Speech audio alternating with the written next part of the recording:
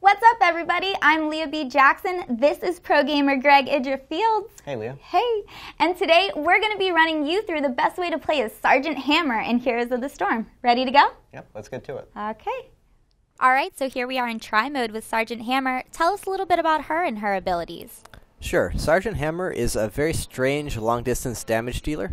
She's very different from a lot of other heroes, but her main thing is that her passive gives her big bonus damage depending on how far away you are. If you're over 4.5 units away from Sergeant Hammer, she does significantly more damage. It's kind of hard to show at this point in the game because it's really early on, and her damage isn't that high. But there, you saw the numbers is much higher if you go further away. It goes from 50 to 104. So a very noticeable increase there. So you always want to stay very far away from your opponents as Sergeant Hammer. And to help you do that, her Q is actually called Siege Mode. And what that is there's a cast time, and then you become stationary. You cannot move in this mode. But it then gives you range up to the dotted line that you see around her at all times. However, this is not actually the most useful ability. It does not give you any kind of bonus damage against heroes, and it makes you immobile, which is a very big downside. However, it does give you bonus damage against creeps, as we can see there, and against buildings. Plus, it gives you that bonus range. So if you can get set up into an area and use this to push, then Siege is incredibly powerful. But in normal fights, you're almost never going to use that. You're always going to stay in tank mode. Your W is called a 100 caliber blast, and it's a bit of a damaged nuke. It does a decent amount of damage, but the bigger thing is it's a knockback, and a pretty significant one at that. And that's very important because everything about Sergeant Hammer is about staying far away from her opponents and keeping herself alive, because she is very squishy if opponents can engage on you. Then your E is called Spider Mines, and what that does is it places a series of 3 mines wherever you want to plant them in a pretty decent radius. And when they have to burrow down, as you can see, and then when they sense an enemy nearby, they unburrow automatically and go and attack that enemy. And if they explode on them, then it causes a slow and a pretty decent amount of damage. So that's great for zoning.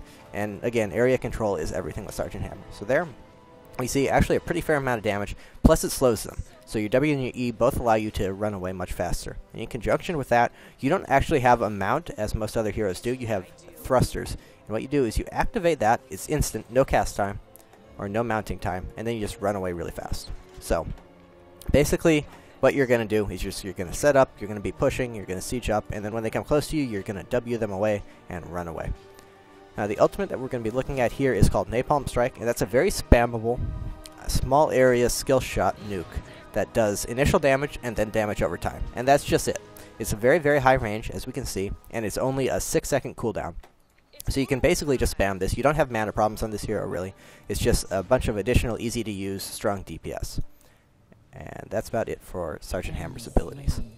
Great. Now let's take a look at her talents. Talents for Sergeant Hammer. At level 1, we're going to be taking Advanced Artillery. This buffs your trait. It increases the damage bonus by 10%, so that just gives you more additional damage, depending on how far away your opponents are from Sergeant Hammer. And as always, you're going to be focusing on maximizing your strengths with the hero. She's really good if she's far away. She's going to be aiming to be staying far away, so you might as well buff the amount of damage you do in those situations. She also has access to Bribe, which is always powerful, but again, on damage dealers, it feels like a bit too much of a trade-off with the other options she has. Then, at level 4, you're going to go ahead and take Increased Range. That just gives you an extra 1 basic attack range. That doesn't seem like the biggest deal, but +1 range is actually pretty big. And again, it just synergizes very well with the kit. The further away she is, the better. The ability to maintain that distance is incredibly important for her. Vampiric Assault and Focus Attack are both decent options because she does have pretty high damage, and she does do sustained damage just because she can stay so far away that she's very safe, so she can get a good amount out of lifesteal, but you don't really want to be taking damage, and the bonus range is just more important. There's a lot of good options in this tier. That's just the most impactful of them. Then at level 7, Maelstrom Rounds. This is when you really start hitting kind of hard. It increases the damage bonus to enemies over 4.5 away by 25%, and that stacks with this initial 10% bonus, so you end up kind of hitting like a truck if they are anywhere close, or if they are outside of that range. Then at level 10, you're Heroic. You're going to be taking Napalm Strike, as I demonstrated. There's just really no downside to it. You can afford to spam it. It's really good damage, it's really good zone control, it's pretty good AoE, it does damage to buildings, so it helps you push. Just everything about it is great. And the Blunt Force Gun, that's that big missile you see flying across your screen sometimes. It's kind of annoying. It's a long range. You can use it to snipe. You can use it to deal damage to buildings. There's some gimmicks with it. But Napalm Strike is just hands down better. Then level 13, as always, there's a couple of good options. Giant Killer, 99% of the time, just good damage bonus. This Crucio X2 cannon gains +2 basic attack range and +2 vision radius. That is really fantastic, but at some point you do have to start dealing more and more damage. That is your role, and it's just kind of a trade-off, like diminishing returns. You don't really need that much range. You already have enough to be safe, so it's much more worthwhile to invest in that Giant Killer. And then level 16, there's no real good option besides Executioner for the style that we're building her. It is possible to do her more utility, more Widowmine, more Spider-Mine focused, and do kind of split pushing, zone control kind of Sergeant Hammer. I feel like her strength is her range and her damage, and given that, the only option at this tier is Executioner. However, she doesn't really have much in the way of CC herself, so you have to make sure that at least some of your teammates have some kind of lockdown so you can actually apply this. It's kind of just mandatory with her, otherwise you're completely wasting this talent tier. So keep that in mind when choosing your team composition.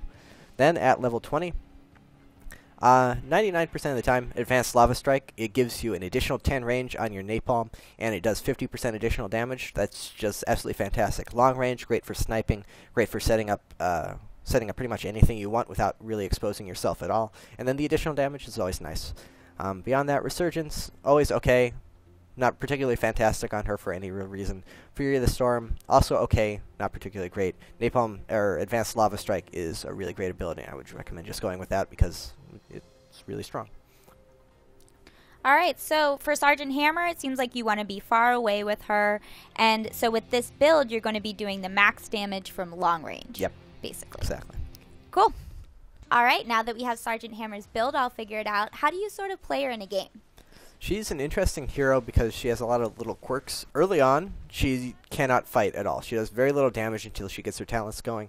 And she has a little bit of utility with her Spider Mines. They're a decent slow, decent damage if they hit, but they're difficult to hit, hard to control. So really, you're not looking to fight early on. What you want to do is you want to set up shop in a lane, get Spider Mines on all your flanks, try and get in a good protected position, and siege up and push. Your siege mode does push creep waves very well. It does do a lot of damage to towers. So if you're somehow left alone, or someone can protect you and get you in range of those towers, that's by far the best utility you're going to have in the early game. That's what you want to be aiming to do. Makes you extra strong on maps like Dragonshire, where there is that very just nice intuitive little nook and cranny you can fit into in that shrine and set up and be in a very defended position.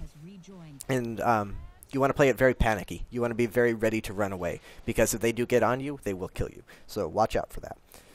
You don't do much damage in team fights up until level 10 and beyond, and from there you get very strong very quickly. Once you have Napalm Strike, you can start contributing quite a bit to team fights. Just stay on the perimeter, play like a very, very exaggerated version of any other range damage dealer you're staying as far away from possible, clicking on anything that comes within your range, and if a gap closer even looks like he wants to go on you, get ready to run away. But you do have good escapes. It is possible for you to get away, so you don't have to be unwilling to join fights. You should be in fights. Just play it very carefully. And the bonus of that is the further away you are, the more damage you do because of your passive. So there's really no downside to staying far back and playing very carefully. Just make sure that you're in auto attack range and you're continuing to put out that damage unless someone actually goes for you. And what about playing against Sergeant Hammer? Playing against her is pretty tough if she gets going, but in the early game she has very little presence, especially in team fights, so you want to try and force fights. If it's something like Cursed Hollow, just 5-man for every tribute, there's no way Sergeant Hammer's team is going to be able to contest you for that. She does very, very little until she gets going. She's probably not even going to come to the fight. She'll probably just push the lane, so you really want to take advantage of her lack of presence early on. Like with most specialists, just punish the rest of her team while she can't help. If it gets to the team fight stage of the game on an even footing, it's going to be kind of tough. She does a lot of damage, she can protect herself pretty well, and she can stay safe. If you can dive and get to her, she's going to have to run away. So as with everyone else, go after her, burn her escape, and then when she runs away, you go back to the fight. If she comes again, she doesn't have escape, and then you might actually be able to kill her. But again, she's going to be really far away. So this is like the one situation where I'd say if you have an Illidan, maybe he gets the hunt, he goes on her in a very, very convincing manner. Or he's a hero who could actually do something about her. So if you don't have anything specific like that, it's going to be kind of tough. You just have to try and scare her away and try and limit her damage output as much as possible. And there you have it, guys. But remember, this is our best way to play, and we want to hear yours in the comments. Be sure to head over to Greg's Twitch channel for more pro tips, and for everything Heroes of the Storm, stay tuned to IGN.